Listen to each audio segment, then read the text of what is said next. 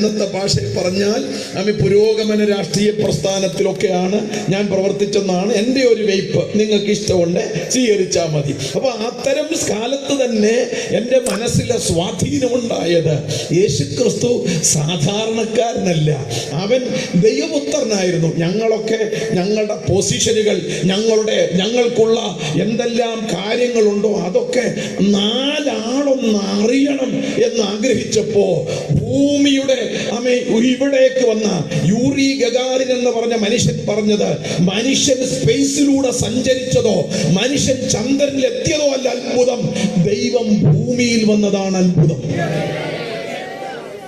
ദൈവം ഭൂമിയിലേക്ക് വന്നു, ഈ ഭൂമിയിലേക്ക് വന്നു. യേശു ഭൂമിയിലേക്ക് വന്നത് എന്തിനാ? യേശു വന്നത് ഞാൻ മുമ്പേ പറഞ്ഞതുപോലെ കുപ്പി പൊട്ടിക്കാനാണോ, പോത്തിനെ കറി വെച്ച് കഴിക്കാനാണോ, ഉത്സവമായിട്ട് ആചരിക്കാൻ? അതൊക്കെ ആളുകൾ ചെയ്യുന്നു. അതിനല്ല യേശു വന്നത്. യേശു വന്നതിൻ്റെ പ്രാഥമികവും പ്രധാനപ്പെട്ടത് പറയാതെ പോയാൽ അത് നീതികേടായി പോകും. അതൊന്ന് പറഞ്ഞേച്ചാൻ വരാം. യേശു എന്തിനാ വന്നത്? യേശു എന്തിനു വന്നു? ദ പർപ്പസ് ഓഫ് യേശുവിന്റെ ഭൂമിയിലേക്കുള്ള വരവിന്റെ പർപ്പസ് എന്താണ്?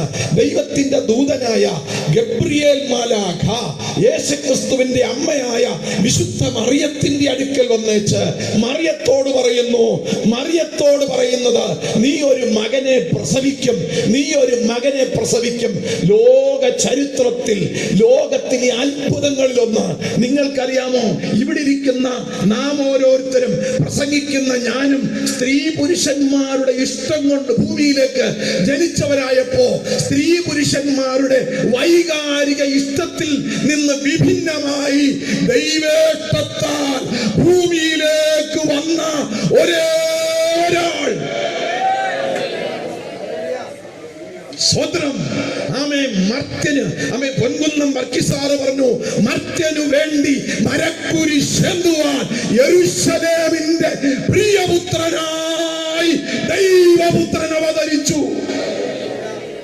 സ്വതന്ത്രം ആവേശത്തോടെ ഇന്ന് ഞാൻ പറയുന്നു, സിരകളിൽ ഒഴുകുന്ന ചുടുനിനം തിളച്ചു മറിയുന്ന ആവേശത്തോടെ പറയുന്നു, മനുഷ്യന്റെ പാപം നിമിത്തം മനുഷ്യന് ദൈവത്തിലേക്ക് അടുത്തു ചെല്ലുവാൻ യാതൊരു സാധ്യതയുമില്ലാതിരിക്കെ നമ്മൾ വിചാരിക്കും ലാലു പാസ് ഹിന്ദു ആയതുകൊണ്ട്. നെവർ. ഞാൻ പറഞ്ഞല്ലോ, യേശു ഏതെങ്കിലും മതത്തിന്റെ ദൈവമല്ല, ഏതെങ്കിലും വിഭാഗത്തിന്റെ ദൈവമല്ല, ഏതെങ്കിലും